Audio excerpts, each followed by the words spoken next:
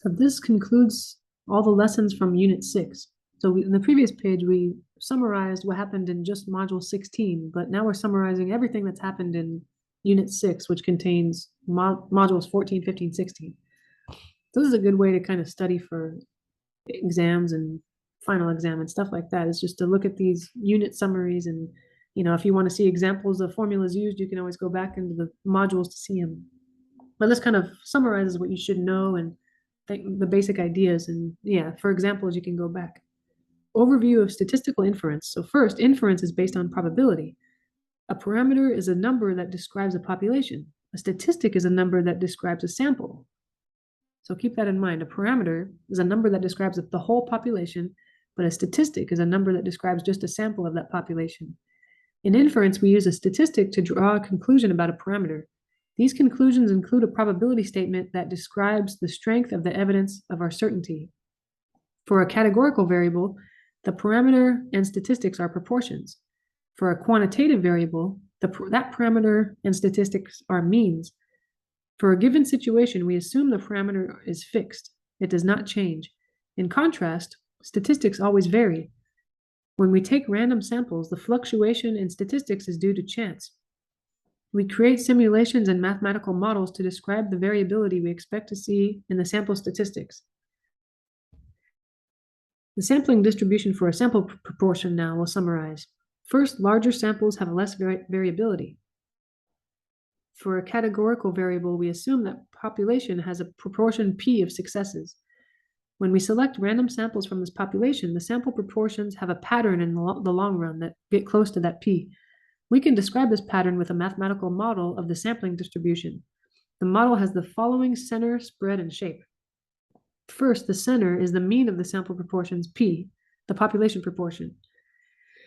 The spread, standard deviation of the sample proportion is, here's the formula, square root, we saw that on the previous page and a lot since before that. The square root of P times 1 minus P over N.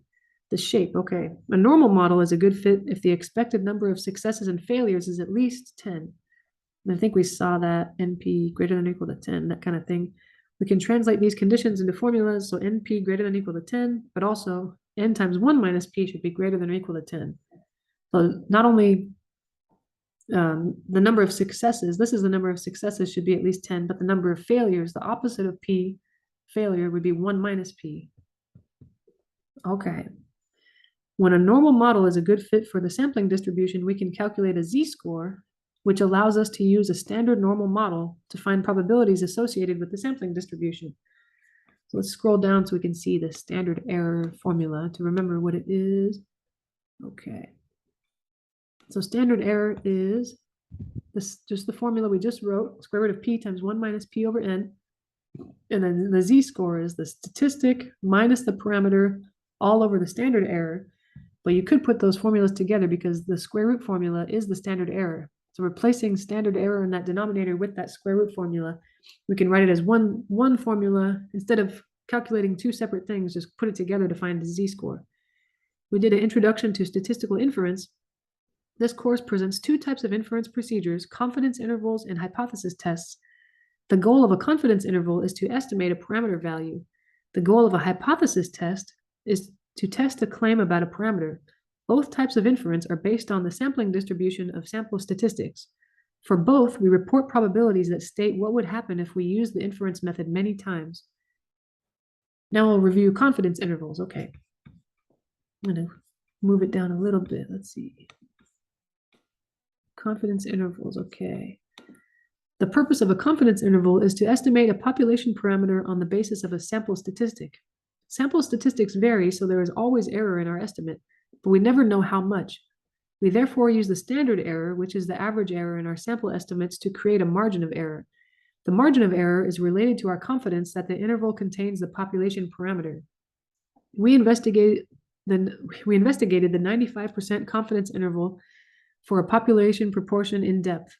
When a normal model is a good fit for the sampling distribution, the 95% confidence interval has a margin of error equal to 2 standard errors.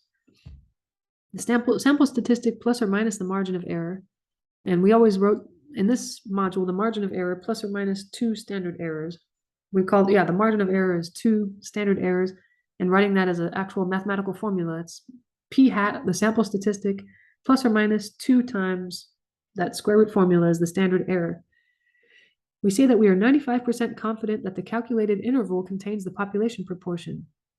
This means that 95% of the time, these intervals will actually contain the population proportion and we will be right. 5% of the time, we will be wrong. We can never tell if a confidence interval does or does not contain the population proportion we are trying to estimate. Now we'll talk about hypothesis tests. The purpose of a hypothesis test is to use sample data to test a claim about a population parameter. We investigated testing a claim about a population proportion informally. We make a claim about a population proportion. From this claim, we state an assumption about the value of the population proportion. Could the data have come from this population, or is the sample proportion too far off? It depends on how much random samples from this population vary. We construct a simulation or a normal model to represent the sampling distribution that occurs when sampling from a population with this assumed value. We make a judgment about whether the sample proportion is likely or unlikely to occur in the sampling distribution. If the data supports our claim and is unlikely, then we doubt our assumption about the population proportion. Likely or unlikely? It depends on how much the sample proportions vary. If the normal model is a good fit for the sampling distributions, we can find a z-score and use an applet to associate a probability with our likely or unlikely statement. Now you're ready to put it all together and practice what you learned in this unit.